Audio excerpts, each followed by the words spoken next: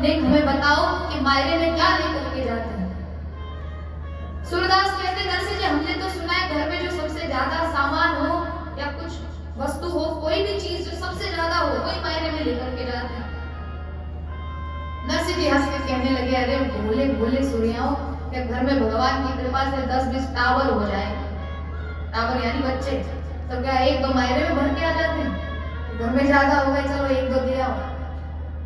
कोई सही उपाय तो बताओ कि मायरे में क्या लेकर के जाते हैं। सूरदास कहते संसार की बात हमें तो ज्यादा पता नहीं है, लेकिन जितना हमने सुना है कोई कपड़ा, कोई आभूषण, कोई बर्तन, ये सब लेकर के जाते हैं, नगद लेकर के जाते हैं। तो अगर आपके पास व्यवस्था हो तो आप मायरे की गाड़ी भर लो। नरसिंह जी ने कहा हाँ अब ठीक है। नरसिंह जी गए अपने घर के अंदर और घर जाकर के अंदर जाकर के मायरे की सभी सामग्रियों को इकट्ठा करके एकत्रित करके बैलगाड़ियों में भरने लगे। क्या क्या सामान भरा? नरसिंह जी तो मायरारी सूझ करे और मोटा मोटा तुम्बा लेकर गाड़ी में भरे। तुम्बा पता है आपको? लौकी देखिए, गोल वाली बड़ी बड़ी लौकी, वो लौकी जब सूख जाती है तो उसको अंदर से साफ करके जो पहले के संत होते थे वो बर्तन जैसा बना लेते थे, उसी में भिक्षा लेकर के आते थे। तो नरसिंह जी ने बड़े बड़े तुम्बे जो थे उन तुंबों को लेकर के गाड़ी में रख लिया। अब देखो मायरा तैयार हो रहा है, विचित्र मायरा, तुम्बे रख लिए। छोटी मोटी तुंबड़िया रो अंत न पार, अरे बड़ा बड़ा तुम्बा लिया पाया के। छोटी मोटी तुंबड़ियां जो थी, जो लंबी लंबी आकार की होती थी, उनकी तो कोई गिनती नहीं है, इतनी सजा दी, पूरी बैलगाड़ियों के आसपास टांग दिया, सारी सामग्री एकत्रित करके रख दिया और सबके बीच में मदन गोपाल जी को बिठा दिया सिंहासन रख के। एवड़ छेवड़ मेली नरसिंह मृदंग ताल, और सारा के पीछे तो रखिया मदन गोपाल। मृदंग ताल ढोल ढोलक जो भी सब वाद्य यंत्र थे सब रख दिए, एक तारा रख लिया, बीच में मदन गोपाल जी को बिठा लिया। अब देखो आभूषण की बात है, आभूषण रखना चाहिए, सोना चांदी रखना चाहिए, तो क्या रखा? सवामण गोपी चंदन खड़ियो भरियो, और यामा है तो ठाकुर जी रो सिंहासन धरियो। एक तौली नीचे नरसिंह कपड़ा हंदी फोट, कपड़ा लेकर के जा रहे, एक बड़ी बोरी में कपड़ा लेकर के। क्या कपड़ा लेकर के जा रहे? तो 5-7 तो टोपी और बाकी भी लंगोट। कपड़ा लेकर के जाना है, कुछ भी लेकर के जाओ, लंगोटियां रख ली, टोपियां रख ली, ऐसे नरसिंह जी मायरे को भर रहे। और जो विशेष सामग्री एक बनाई गई है तो किसके लिए बनाई है? तो नानी भाई की सासू मां के लिए, नरसिंह जी की समधन जी के लिए। व्यायाम जी के ताई माला लीनी छे विशेष, और सवा सवा शेर पूछे बड़ियो एका एक। तुलसी जी की माला बनाई, एक एक मोती सवा सवा शेर का, यानी 1.5 किलो का एक मोती, और ऐसे मोतियों की माला बना ली तुलसी जी को। किसको देंगे? समधन जी को देंगे। ऐसी गाड़ी तैयार करके ठाकुर जी के भरोसे नरसिंह जी चलने लगे। सूरदास कहने लगे नरसिंह जी हम भी आपके रिश्तेदार हैं, परिवार वाले नहीं जा रहे तो क्या हुआ, हम तो चलेंगे। नरसिंह जी ने कहा ठीक है भैया चलो। तो 16 सूरदास भी बैलगाड़ी में इधर उधर जगह बना बना करके बैठ गए। अब तुम्बा तुमड़ियां सब सजी हुई है बैलगाड़ी में। आप सोचिए कैसे बैलगाड़ी के ऊपर तुम्बा तुमड़ियां लटकाई होगी, कैसे बोरियां रखी होगी, और एक बैलगाड़ी पर 16 सूरदास बैठे, वो भी टूटी बैलगाड़ी पर।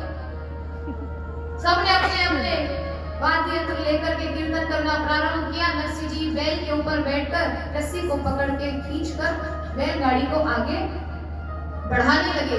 ये दृश्य देखने के लिए पूरा जूनागढ़ आ गया कि हम भी तो देखें कैसा मायरा जा रहा है। गांव गेर भेली हुई करत मिलत करत सब शोर, नरसिंह निर्धन जान के कुटुंब करत सब रोर। हंसी उड़ाने लगे, देखो देखो ये गरीब नरसिंह केवल जीने के लिए, केवल भोजन करने के लालच में अपनी टूटी हुई बैलगाड़ी में न जाने क्या क्या सामान रख के जा रहा है। पर नरसिंह जी ने विचार किया कि हमें इन दुनिया वालों से कोई मतलब नहीं, जिसको जो बोलना हो बोलने दो। भगवान के भरोसे उस गाड़ी को चलाते चलाते आगे बढ़े। पर भगवान भी भगवान है, परीक्षा तो लेते हैं। गाड़ी थोड़ा ही आगे बढ़ी थी। अब सूरदास सब बीच में बैठे हुए, ठंड का समय है, माघ महीना। थोड़ी गाड़ी आगे बढ़ी कि अचानक एक पहिया टूट करके नीचे दब गया, और जैसे ही पहिया टूट करके नीचे दबा तो जितने तुंबा तुमड़ियां ऊपर लटकी हुई थी सब हड़ हड़ हड़ हड़ हड़ करके सबके घुटाए हुए सिर पे आके गिर गई।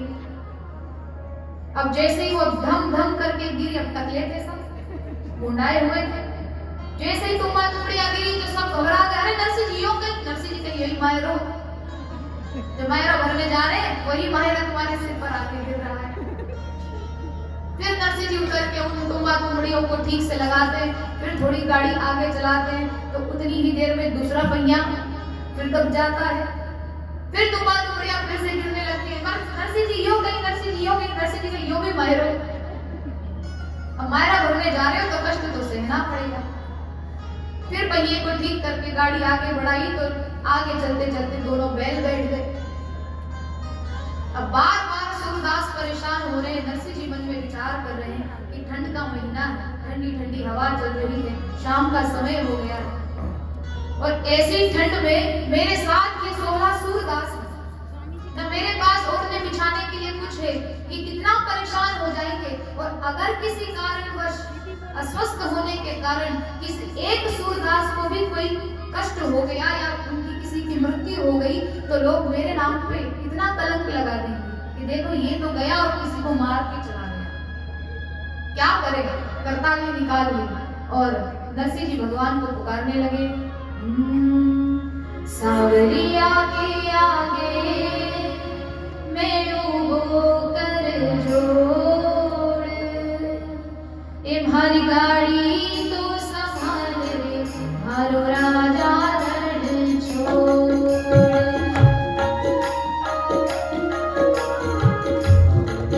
के आगे मैं उबो कर जोड़, भारी गाड़ी तो संभाले मारो राजा रण छोड़।